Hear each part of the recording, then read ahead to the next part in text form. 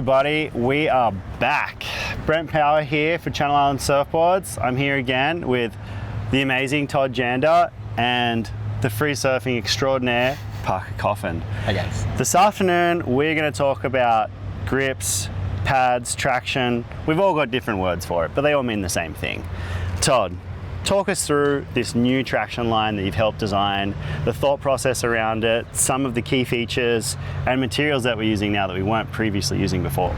Yeah, well, the first thing we do is we start with our athletes, Parker, Dane, Mikey February, and Reef. And so basically what works best for them is going to trickle down to your average surfer, our consumers, our customers. Mm-hmm. So get their feedback, what they like to feel underneath their feet, the amount of board feel they want, how high they want their kicks, how high they want their arches, where they want their arch placed is a big one, to get that little space so their foot really cups in there. Yeah. But we also started from the ground up with new materials. It's got all our EVA, the foam, is we call it our Channel Islands BioGrip. It is basically made up with more organic materials to kind of reduce the amount of petroleum that has to go into it. So trying just to do our part to make a pad that's not do as much damage to the earth, but not sacrificing any performance. We love the details. We keep talking about details. We love the details. Parker, I know this really excites you, this sort of stuff. Oh yeah. This is like when you're getting a new board and you've got your fresh pad, you're choosing the colors, how it all lays up. Like, I know you love all that stuff. Talk us through how you got to this design. In the design process, I'd say everybody's different, right? First and foremost. And I was lucky I got to design a pad with Todd, and we went back and forth a lot. Tried a lot of different samples. I'd say my main thing that I'm looking for is the right thickness and material. Too thick can kind of feel like a platform and like you're detached from your board standing up, and I don't like that. Yeah. Too thin, on the other hand, the material just kind of gets destroyed, and so does your board underneath it. Yeah. So it's kind of a lot of back and forth to find that like happy medium and thickness of material. And kind of once we landed with that, my pad has these two little upper pieces that I personally love. I use them on every board. I feel like it's mostly to just protect your board a little bit more. I duck dive with my knee, and if you do that time and time again, you can kind of tend to get a big old dent up there. And then also in the tube, when you move your foot up, it's kind of nice to have that little bit of cushion as your back foot rolls over onto your big toe. It kind of protects that big like bunion thing that you can get, you know? So yeah, it's a 5-piece pad. I really like it. You can also not put them on if you just want to use the 3 pieces. And then as far as the design with the holes and stuff, I really like these kind of open holes to be able to kind of feel like I could dig and lock my toes into. And then we threw them on the centerpiece as well, just made the whole pad a bit easier to line up. Yeah. And you can kind of eyeball the stringer through the circles to be able to feel like straight a little bit more. Yep. And then kind of as the pads evolved over the years, we've started doing these kind of shaved edges. I ride a lot of round tails, especially when I'm traveling and going on trips and surfing some better waves and stuff, and I just wanted my tail and pad to really feel like it was kind of coming in and not kind of out on the corners here grabbing water. More streamlined. More streamlined. Yeah. And yeah, it's been great. I love my pad. This is a new color that I have actually not gotten to use, so I'm gonna do the honors. Lovely.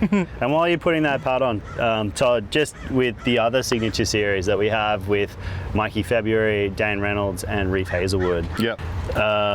Parker obviously has the 5-piece. Can you talk us through the other 3? Yeah, so Dane, his pad is pretty basic. It's got a more conservative kick on it, so it's just a ramp, doesn't go straight vert, a little bit lower, so he's just kind of what his personal preference is. Flat pad, no arch, 2-piece. And then you go into Mikey February, he has also a flat pad, but he's also got like a arch in the middle, or not an arch, but a centerpiece in the middle with like little ridges, so you still have that kind of reference point, but no arch. But then he had a little bit more of aggressive kick. And then you go into Parker's, like we worked everything from where the arch is placed, so he has that perfect amount of space between the kick and the arch to really get that locked in feel. He already kind of talked about the design, kind of pulled in tailed, so it fits most of his boards really well. And then with Reef, it's a 3-piece pad. He has the highest arch. I think he has a really high arched foot, so he likes that real big high arch to really get in there and feel it and get that more locked in. feel to it. So it kind of really, it's all personal preference based on your foot shape. How much like some guys think maybe an arch is distracting, so they don't really like that. And that's all that feedback with our riders is so valuable, because then I can kind of trickle down into the other pads, and if it's going to work for Parker, it's going to work for Dane, it's going to work for everybody. Yeah, I think that's really important, having, you know, such a wide variety and such different cuts and textures and arches and all those different things. Yeah. With our signature series, they definitely are fine-tuning what it is that they like specifically. Yep. And then, like you said earlier, that trickles down into the range with other things. So yeah. Going from our signature series into some of the other key features that we have in other pads, talk us through this one here, which is on the new model, the Solution. Yeah, just like with everything we do with we make sure that we don't cut any corners. Like we as a brand, we pay a little bit more for all the way down to the adhesive, like the 3M adhesive. It's made for water use, so it's gonna have the best adhesion. You're not gonna have to worry about it. We're not going to let our factories just kind of pick whatever they want to use. So we specify everything from the EVA that we use to the adhesive, and then we have our own custom die cuts to cut everything out and make sure that every single pad is exactly the same, very consistent. We're like really specific on where everything's placed for our arch for the arch and everything. So it's just everything's really well thought out. And then like when you move into the Fader Mega Kush, which is a really trusted shape, like a trusted good shape, fits a lot of boards. It's got the Mega Kush Arch, which basically is a really soft EVA, so it's a memory foam on the inside. So for those riders that don't necessarily want an arch, your foot like sinks into it and you don't really notice it as much. But then also for the riders that do like an arch, it really locks in even more, because you can actually, when you stand on it, you can feel your foot sink into it, but it pops right back. So it's kind of like the sole of a shoe, like a Mega Kush. So it's nice and squishy. So as you're standing on it, it's like flexing down, but not denting. Exactly. Nice. Mega Kush. Yeah. So like it's really noticeable. So you still get that reference point, but it's not as distracting as a normal arch maybe. Right. I feel like that's a kind of a cool comparison just between these two pads, right? Like this is kind of that more elongated over the whole centerpiece type of arch. So it's like a, more it's just dome. More of kind of like a dome type feeling, and this one's like a little bit more of like a spine or a ridge, right?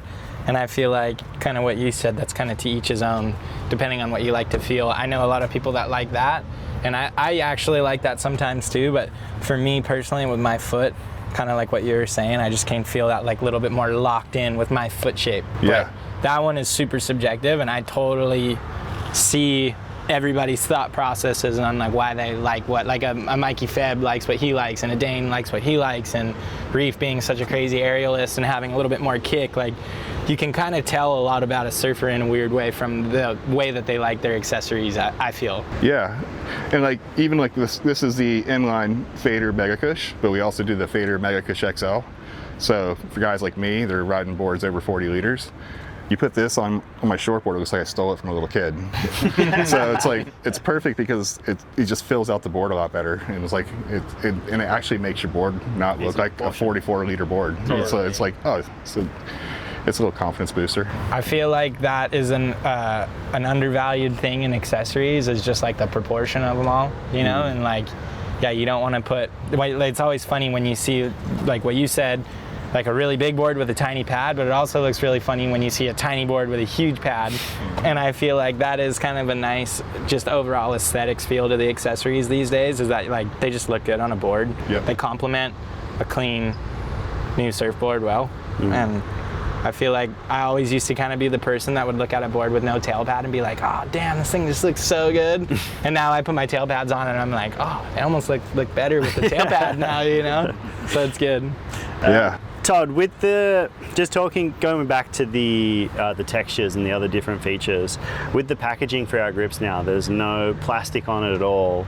So when you're finding them in retail and stores, like, you can actually like put your hand on it Yep. and get an idea of what your foot is going to feel when you're surfing. Yeah.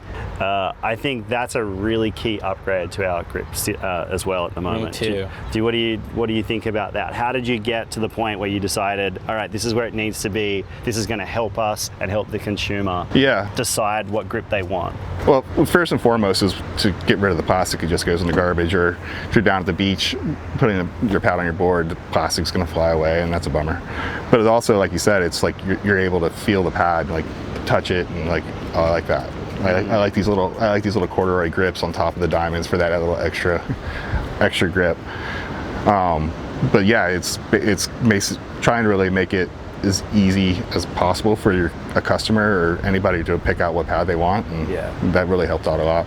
I think too, I remember when the plastic used to come over the pad, you'd release it sometimes and there'd be a thin film of residue or whatever you'd want to call it, and I felt like I always needed to wax my pad to get that off.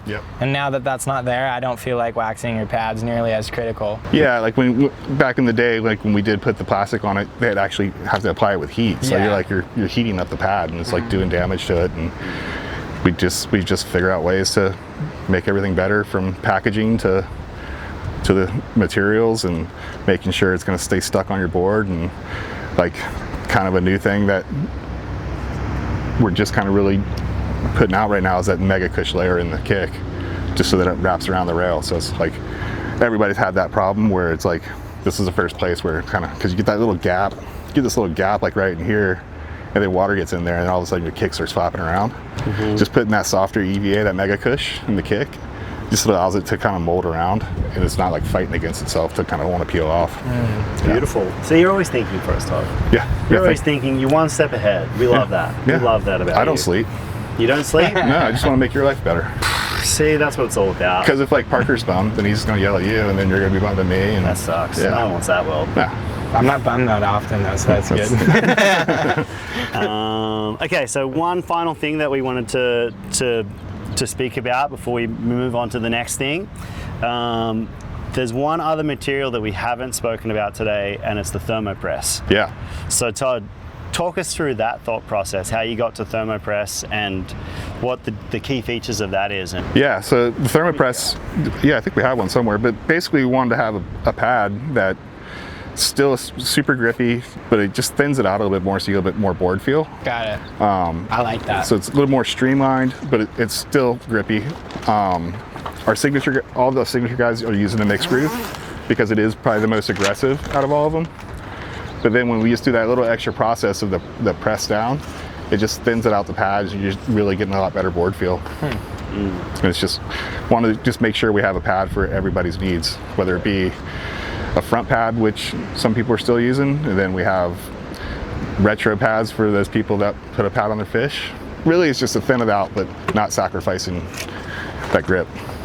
Love it. It's pretty cool too, because when you look at just the range of boards, right? Like there's such a diverse range of boards within the umbrella of Channel Islands, and it feels good to like have you in here working and like making sure that there's all the right stuff for all that diversity within the quiver, you know. And it's crazy when you start to realize like they all have a different feel, and because they all have a different feel, they kind of have a different need of where you need your foot to be, and like a pad, it's just all complementary to the design of the boards, I feel like, which is pretty cool to now look at it and be like, oh, you want to have a fish with a pad on it, there's one for that. Like you want to have like your XL pad, there's one for that. You like, there's just, it's nice to have options, and I feel like it's really nice for people to be able to have the chance to find what they like. And like we all surf to have fun, so it's kind of their toys. It's just some of us need toys to make a living. I didn't know where you were going to go with that one there, but I'm glad you pulled it back. So it's like basically want to make sure you get something to have fun on, but then also something that like our guys can really trust, and they don't have to think about it. They know that they're locked in. Beautiful. Well, boys, thanks for your time. It's really fun nerding out about these little things like pads. It matters so much. It does. So thank you. Thanks, Todd. Yeah, thanks for explaining it all to us. And my pleasure. Let's move on to the next thing. What's that? Backpacks. All right. Let's go. We love backpacks.